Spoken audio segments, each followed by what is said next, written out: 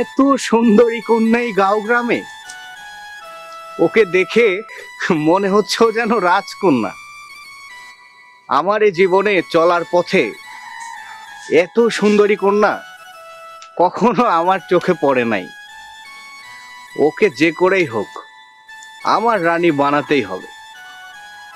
তবে এই রাজ পোশাক পরে ওর সামনে গেলে ও কখনো আমাকে ভালোবাসা বা শাদী করবে না। কি করা যায়? আমাকে এই রাজ পোশাক পরিবর্তন করে সাধারণ প্রজার বেশে আসতে হবে। তার আগে দেখি ওর বাড়িটা কোথায়, খোঁজ নিয়ে দেখি, তারপরে আমি আসবো।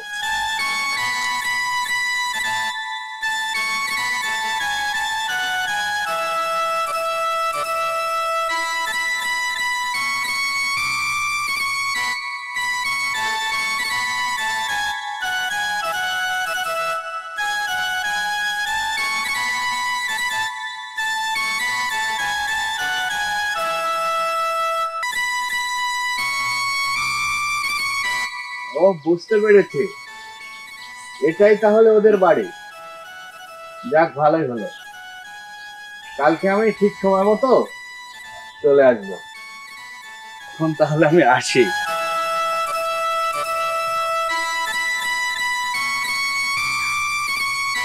রায়হান, ও রায়হান, বাড়িতে আসো। রায়হান, রায়হান, ও রায়হান, বাড়িতে আসো। ও তো বাড়িতে নেই, কাজে গেছে। ও, কাজে গেছে? তোমার টাকার কি করলে? দেখুন, আপনার কাছ থেকে যখন টাকা নিয়েছি সময় মতো আপনার টাকা পরিশোধ করে দেব। শুনো বাপু, তোমাদের আর কোনো কথাবার্তা আমি আর শুনবো না। হয় টাকাগুলো দাও, আর তা না হয় তোমার ওই কন্যাকে। এই শুনুন, আমরা গরিব বলে আপনি এইসব কথা বলতে পারছেন। আপনার সমস্ত কথা আমি ঘর হতে শুনেছি। আপনার টাকা আপনি সময় হলেই পেয়ে যাবেন। আপনি এখন আমাদের বাড়ি থেকে চলে যান। অমন কথা বলতে নেই শোনা। তোর বাবা আমার টাকা কোনদিন পরিশোধ করতে পারবে না। সুদে আসলে যত টাকা হয়েছে, তোকে শাদি করার পরও আমার টাকা শোধ হবে কিনা আমার সন্দেহ আছে। তাই আমাকে শাদি করলেও আপনার টাকা শোধ হবে না? কান খুলে শুনে যান, আমি মরে যাব তবু আপনাকে শাদি করব না। কথাটা মাথায় রাখবেন। অমন কথা বলতে নাই আমার হবু বউ। তোমার কথাটা শুনে আমার কলজেটা একেবারে শুকিয়ে যাচ্ছে। দেখুন, আপনি বয়স্ক মানুষ হয়ে এমন কথা বলবেন না। কে বলেছে আমার বয়স হয়েছে? না, আপনার তো বয়স হয়নি। আপনার নাক টিপলে এখনো আপনার নাক দিয়ে দুধ বের হয়। শোন, তোর কোনো কথা আমি শুনবো না। হয় আমার টাকা দিবি, আর তা না হলে তোকে শাদি করে আমার বাড়িতে আমি নিয়ে যাব। এখন কি হবে মা? যদি ওর টাকা দিতে না পারি, তাহলে ও যদি আমাকে সত্যি জোর করে শাদি করে নিয়ে যায়, তখন কি হবে? তোর বাবা আসুক, তোর বাবাকে বলবো যেভাবেই হোক এই খারাপ লোকের টাকাগুলো পরিশোধ করে দিতে। মা, হয় ওর টাকা পরিশোধ করে দিবে, আর না হলে কিন্তু আমার দু চোখ যেদিকে যায় আমি সেদিকে চলে যাব। কথাটা মনে রেখো। এই মানুষটার জ্বালায় আমাদের হয়তো এই গ্রামে আর থাকা হবে না। দেখি বাড়িতে আসুক, টাকাগুলো দেওয়ার ব্যবস্থা করি।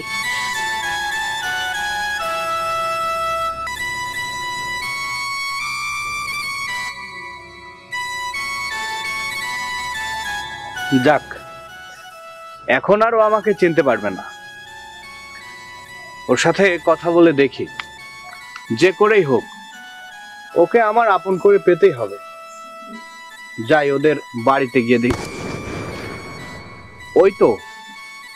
ওই তো আসছে। যাক, ভালোই হলো, আমার আর ওদের বাড়িতে যাওয়া লাগলো না। এখন এখানেই সামনাসামনি কথা বলতে পারবো।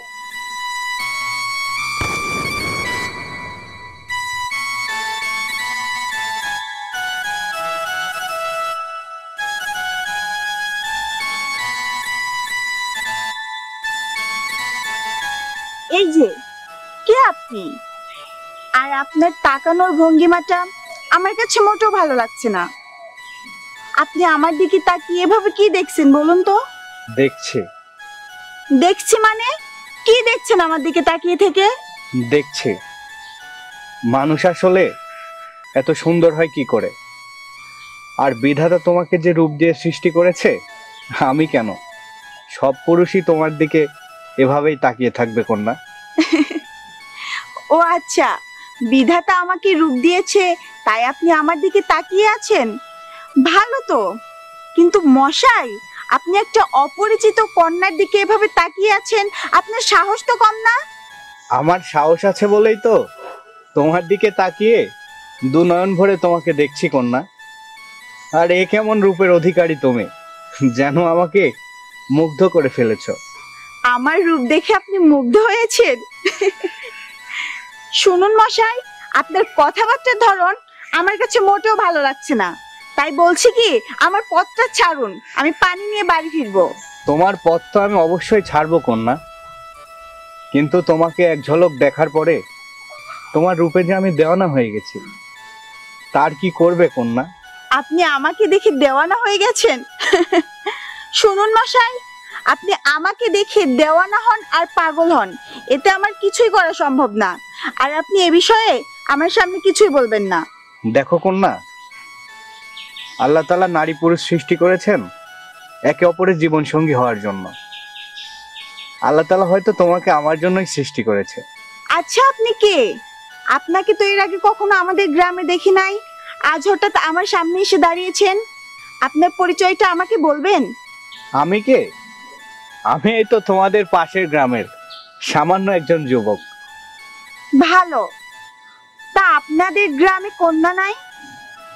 আমাদের গ্রামে কন্যা আছে তো, কিন্তু তোমার মতো সুন্দরী কন্যা আমাদের গ্রাম কেন, আমাদের এই পুরা রাজ্যেও নাই। ও আচ্ছা, তা আপনি কেন এসেছেন আমাদের গ্রামে? আমি তোমাদের এই গ্রামে ঘুরতে এসেছি, আর আল্লাহ তাআলা তোমার সঙ্গে আমার দেখা করিয়ে দিল। কিন্তু তোমাকে দেখার পরে যে আমার এই মনের মাঝে তোমার জন্য ভালোবাসা জাগ্রত হয়েছে কন্যা। আমি যে তোমাকে আপন করে পেতে চাই কন্যা। তাই? এই শুনুন, আপনাকে দেখে মনে হচ্ছে আপনার মাথাটা নষ্ট হয়ে গেছে। আপনাকে তো প্রথমেই বলেছি এসব ভুলভাল কথা আমার সামনে বলবেন না, তারপরেও আপনি এসব কথা বলছেন। আমার পথটা এবার দয়া করে ছাড়ুন, আমি পানি নিয়ে বাড়িতে ফিরবো। আর আপনার সঙ্গে এসব পেঁচাল পাড়ার মতো সময় আমার নাই। পথটা ছাড়ুন, ছাড়ুন বলছি।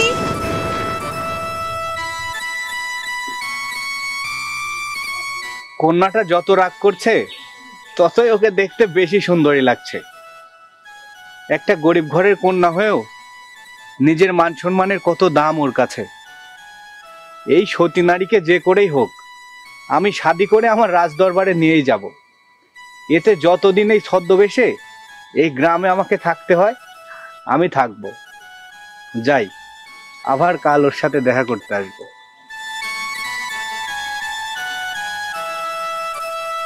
মমতা, মমতা, তুমি কোথায় গেলে? আমাকে একটা কিছু দাও, আমাকে গঞ্জে যেতে হবে বাজার সদাই করার জন্য। দিচ্ছি, এই নাও। এই শোনো, তোমার কন্যা বড় হয়েছে, ওকে কি শাদী দিতে হবে না? শাদি তো দিতেই হবে। ঘটককে বলছিলাম, কিন্তু ঘটকের তো কোনো খোঁজ খবরই পাচ্ছি না। শোনো, বাহার এসেছিল, তার এক কথা, হয় তার সুদের টাকাটা ফেরত দিতে হবে, নয়তো তোমার কন্যাকে তার হাতে তুলে দিতে হবে। বিপদে পড়ে তার কাছ থেকে কিছু টাকা নিয়েছিলাম, আর ও এখন আমার কন্যার দিকে নজর দিয়েছে। সকালে এসে বাহার তোমার কন্যাকে যা ইচ্ছা তাই বলে গেল। এসব তুমি কি বলছো মমতা?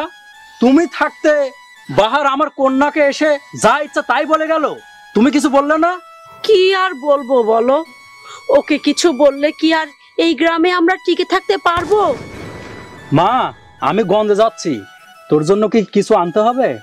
বাবা, আমার জন্য কিছুই আনতে হবে না, তুমি আগে ওই বাহারের টাকাগুলো দেওয়ার ব্যবস্থা করো। মারে, কাজ কাম সব বন্ধ, কোথা থেকে অতগুলো টাকা দিব?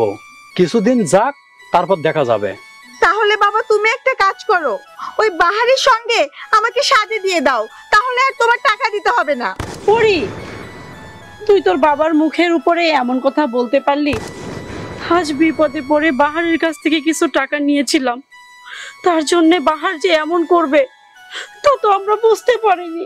কেন বলবো না মা, একটা দাদার বয়সী লোক বারবার আমাকে শাদি করতে চাইছে, এসব কথা শুনলে কি আমার ভালো লাগে বলো?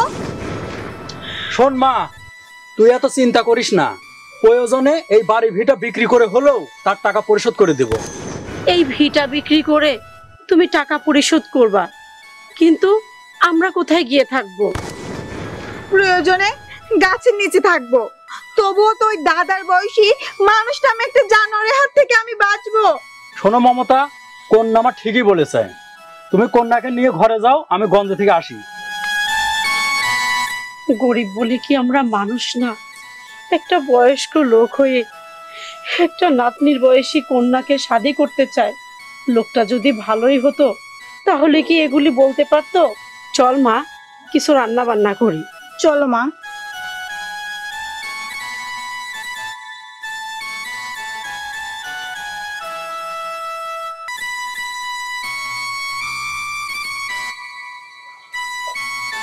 না, সেই কখন থেকে এখানে দাঁড়িয়ে আছি, কন্যাটাকে আজকে পানি নিতে আসবে না নাকি?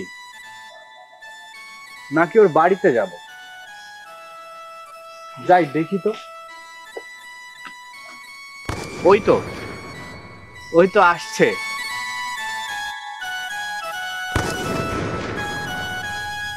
আপনি তো খুব একটা খারাপ মানুষ দেখছি, আজ আবার আপনি আমার সামনে এসে দাঁড়িয়েছেন। কেন তোমার সামনে এসে দাঁড়িয়েছে? তুমি কি বোঝো না কন্যা? তোমার এই সুন্দর মুখখানা দেখার পর থেকে আমি যে পাগল হয়ে গেছি কন্যা। আপনি পাগল হয়ে গেছেন আমাকে দেখে? শুনুন, আপনার ব্যবহার দেখে বোঝা যাচ্ছে আপনি মানুষটা আসলে পাগল। আর আপনার মাথা যদি ঠিক থাকতো তাহলে আপনাকে এতবার নিষেধ করার পরেও আমার সামনে এসে দাঁড়াতেন না। দেখো, আমি পাগল না, আমি পাগল হয়েছি তোমাকে দেখার পরে। আচ্ছা কন্যা, তোমার নামটাই তো জানা হলো না, তোমার নামটা বলবে আমায়? আমার নাম শুনবেন? আমার নাম হলো পরি। হয়েছে, এবার এবার দয়া করে আমার রাস্তাটা ছেড়ে দাঁড়ান। আজ তুমি আমার ভালোবাসার কথার জবাব না দিলে আমি তোমার রাস্তা ছাড়বো না। আগে তুমি বলো, তুমি আমার ভালোবাসার প্রস্তাবে রাজি আছো? দেখুন, আমি এক সামান্য গরিব ঘরের কন্যা, আর আপনি কোন ঘরের পুরুষ সেটাও আমি জানি না। তবে এই গরিব ঘরের কন্যারা এসব প্রেম ভালোবাসা বোঝে না। দেখো, তুমি গরিব ঘরের কন্যা না ধনী ঘরের কন্যা সেটা আমার দেখার বিষয় না। আমি শুধু তোমাকে শাদি করতে চাই, আর এটাই আমার শেষ কথা। আচ্ছা, আসলে আপনি কে? আর এমন পাগলামি করছেন কেন আমার সামনে এসে? আপনার পরিচয়টা কি দিবেন? আর আপনার নামটা আমাকে বলবেন? আমার নাম শুনবে কন্যা? আমার নাম সাব্বির, আর আমি সাধারণ এক যুবক। আপনাকে দেখে মনে হচ্ছে আপনি কোনো সাধারণ ঘরের ছেলে না, কোনো ধনী পরিবারের সন্তান হবেন। অতএব এসব প্রেম ভালোবাসার কথা আমার সামনে আর বলবেন না। দয়া করে আমাকে মাফ করে দেবেন। পরি, তুমি এমন কথা বলো না। তুমি তোমার ভালোবাসা দিয়ে আমাকে ধন্য করো। আমি প্রথম দেখায় তোমাকে যে ভালোবেসে ফেলেছি পরি। না, এ কি পাগলের পাল্লায় পড়লাম রে বাবা। আচ্ছা ঠিক আছে, আপনি যখন আমাকে পাওয়ার জন্য পাগল হয়ে গেছেন তখন আমার আর কি করার। তবে আপনাকে আমার বাবার কাছে যেতে হবে শাদীর প্রস্তাব নিয়ে। বাবা যদি আপনার সঙ্গে আমার শাদী দিতে রাজি থাকে তাহলে আমার আর কোনো অমত নাই, আমি আপনাকে শাদী করতে রাজি আছি। ঠিক আছে, তুমি কোনো চিন্তা করো না। কাল আমি তোমাদের বাড়িতে তোমার বাবার কাছে আমাদের শাদীর প্রস্তাব নিয়ে যাব। আচ্ছা, তাহলে আজকে আমি আসি, কালকে আমাদের বাড়িতে আপনি শাদীর জন্য প্রস্তাব নিয়ে যাবেন। ঠিক আছে।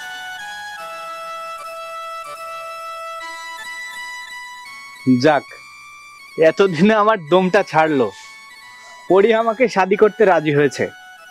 এখন ওদের বাড়িতে গিয়ে ওর বাবার সঙ্গে কথা বলে আমাকে রাজি করাতে হবে। যাই, কাল ওদের বাড়িতে আসবে।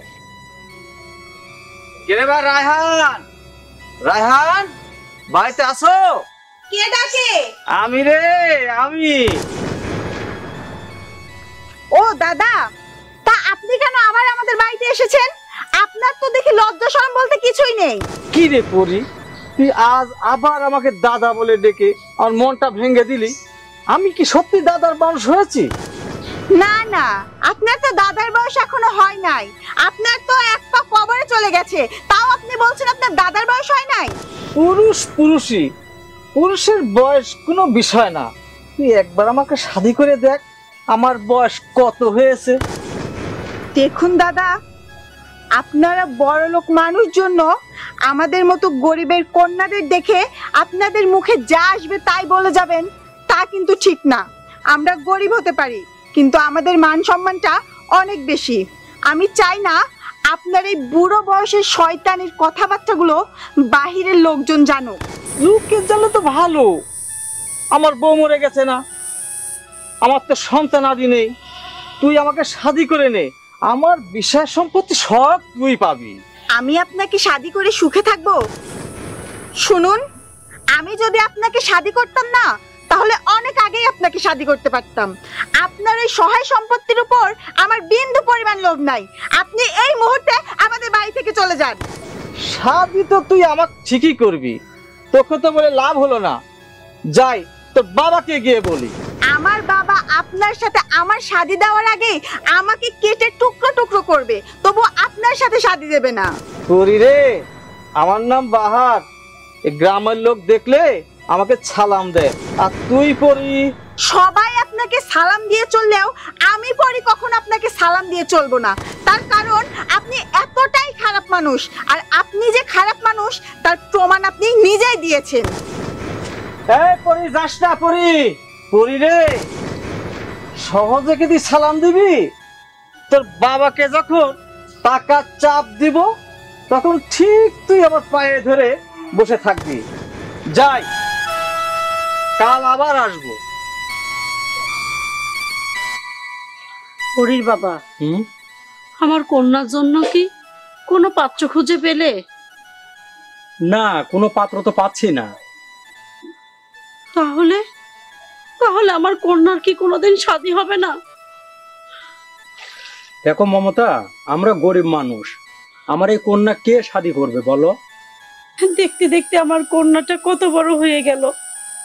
কবেই যে আমার কন্যার শাদীর ফুল ফুটবে, আর কবেই যে শাদী হবে? বলো পরির বাবা, বলো। দেখো মমতা, কন্যা তো আমার দেখতে খুব সুন্দরী, তারপরও একটাও শাদীর প্রস্তাব আসলো না। আমি কি করব বলো? প্রস্তাব আসছে না মানে? আমি রোজ রোজ তোমার বাড়িতে এসে ঘুরে যাই, তোমার কন্যাকে শাদি করার জন্য। আমাকে কি পছন্দ হচ্ছে না তোমাদের?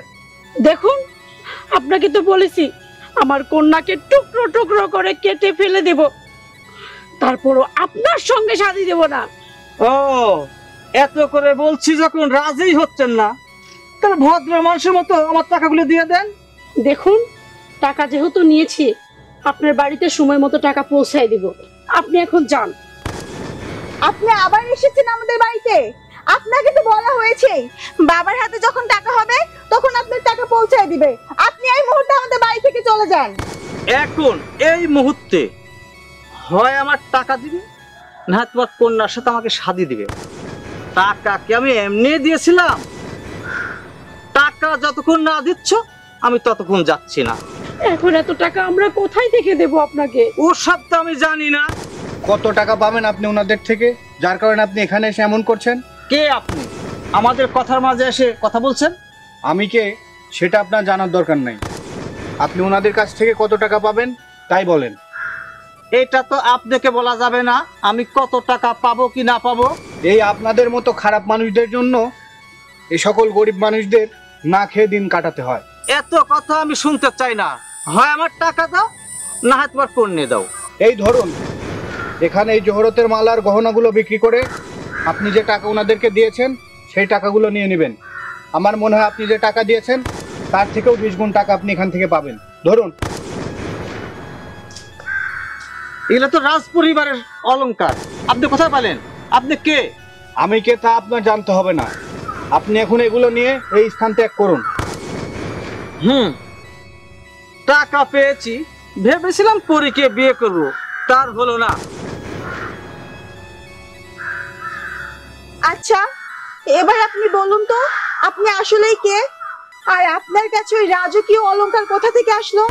আমি কে সেটা তো অবশ্যই বলবো, কিন্তু তার আগে আপনারা বলেন, আমার সঙ্গে আপনার কন্যাকে শাদী দিবেন কিনা? হ্যাঁ বাবা, আমার কন্যাকে শাদি দিব বলেই পাত্র খুঁজছে। হ্যাঁ বাবা, আমার কন্যাকে শাদি দেব, কিন্তু তেমন পাত্রই পাচ্ছি না। আমি আপনাকে শাদি করব। তার আগে বলুন আপনি কে, আর আপনার পরিচয়টা দিন। তারপর ভেবে দেখব আমি আপনাকে শাদি করব কিনা। তাহলে শোনো, আমি হলাম এই রাজ্যের রাজার একমাত্র পুত্র, রাজপুত্র সাব্বির। আপনি আমাদের রাজ্যের রাজার একমাত্র রাজপুত্র? সালাম রাজকুমার। তবে আপনি যে বলেছিলেন আপনি পাশের গ্রামের একজন সাধারণ মানুষ। দেখো পরি, তোমাকে যদি আমি আগেই বলতাম যে আমি এই রাজ্যের রাজকুমার, তাহলে তুমি তো আমাকে শাদী করতে রাজি হতে না। রাজকুমার, আমি সামান্য একজন গরিবের কন্যা হয়ে আপনাকে শাদি করতে পারবো না। দেখো পরি, তুমি আমাকে কথা দিয়েছিলে, তুমি আমাকে বলেছিলে যে আমি যদি তোমার বাবা মায়ের কাছে আমাদের শাদীর প্রস্তাব নিয়ে আসি, তাহলে তুমি আমাকে শাদী করবে। তাই আমি আজকে তোমার বাবা মায়ের কাছে আমাদের শাদীর প্রস্তাব নিয়ে এসেছি। রাজকুমার, আপনি আমার কাছে আপনার পরিচয় গোপন করে অনেক বড় অন্যায় করেছেন। তাই আমি আপনাকে পরি, আমি আমার পরিচয় গোপন করার জন্য আমি তোমার কাছে ক্ষমা প্রার্থী। থাক রাজকুমার, আপনি এখন আসুন, কারণ আমার পক্ষে আপনাকে শাদি করা সম্ভব না। আমাকে শাদি করলে আপনার আব্বা হুজুর কখনো আমাকে মেনে নেবে না। তাই বলছি আপনি এখান থেকে চলে যান। ঠিক আছে পরি, তুমি যখন আমাকে শাদী করবে না, তাহলে আমি চলে যাচ্ছি। রাজকুমার, রাজকুমার, আমি আপনাকে বাজিয়ে নিলাম। সত্যি আপনি আমাকে কেমন ভালোবাসেন? বাজিয়ে কি পেলে? বাজিয়ে কি পেয়েছি? বাজিয়ে আমি আমার সত্যিকারের ভালোবাসার মানুষ পেয়েছি। সত্য কথা কি জানো পরি, ভেবেছিলাম তোমাকে না পেলে এ রাজ্যে আর আমি কখনো ফিরবো না। তাই আমাকে না পেলে আপনি এর রাজ্যে ফিরতেন না? হ্যাঁ পরি। ঠিক আছে, আমি আপনার প্রস্তাবে রাজি। এখন হয়েছে তো? হয়েছে। এখন তাহলে আপনারা আমাদের শাদীর ব্যবস্থা করুন। ঠিক আছে বাবা, আমরা তোমার শাদির ব্যবস্থা করতেছি।